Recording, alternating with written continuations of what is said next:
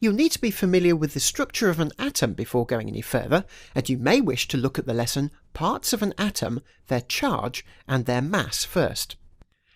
Electrons are arranged in energy levels or shells around the nucleus of an atom. The actual orbit shapes are a bit too complicated to cover in such a short lesson, but on average, the orbital radius increases as the energy levels increase. In our diagrams, the shell nearest the nucleus is going to represent the lowest energy level or shell, and we draw a circle to depict each shell. We use a dot or a cross to represent each electron, and we'll represent the nucleus by the chemical symbol. Each electron in an atom is in a particular shell, and the electrons must occupy the lowest available shell nearest the nucleus. So, when we are drawing the electron configuration, we have to fill up each shell in turn, starting with the lowest. We'll take a lithium atom as an example. With an atomic number of 3, it must have 3 electrons to balance the positive charge of the 3 protons in the nucleus. It's worth remembering that the atomic number tells you the total number of electrons in a neutral atom. So, we put the first electron into the first shell, and the second. However, this shell can only contain a maximum of 2 electrons. That's one of the rules that you need to remember. The third electron, therefore, must go into the next shell, which we draw as a larger circle around the outside of the first.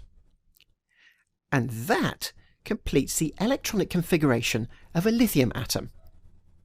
The same process of filling up shells applies to larger atoms. You always start with the lowest available shell, and whenever a shell is full, the next electron to be added goes into the next shell.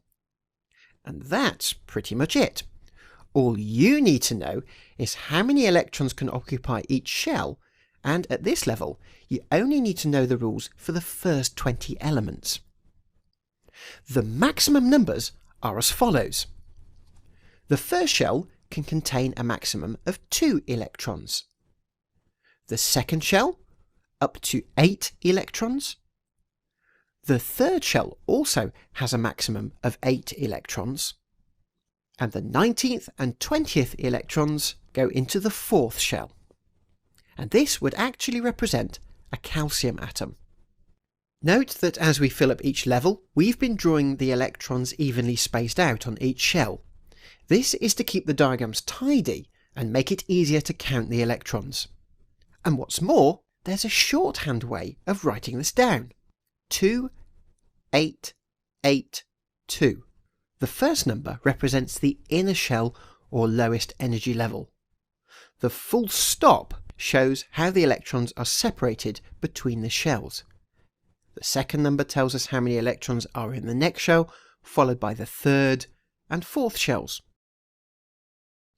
And so now it's your turn. I'd like you to draw the electron configuration of a carbon atom. Pause the video, find a piece of paper and have a go. And here is what it should look like. It has a full first shell and 4 electrons in the outer shell. Did you get it right? Now, how would you write the electron configuration in numbers for this atom? Pause the video again or rewind if you need to have a think about this. The answer is that it would be written 2.4. And now that you have covered the basics of drawing electron configurations, you'll be ready to tackle our lesson, Electron Configurations of the First 20 Elements.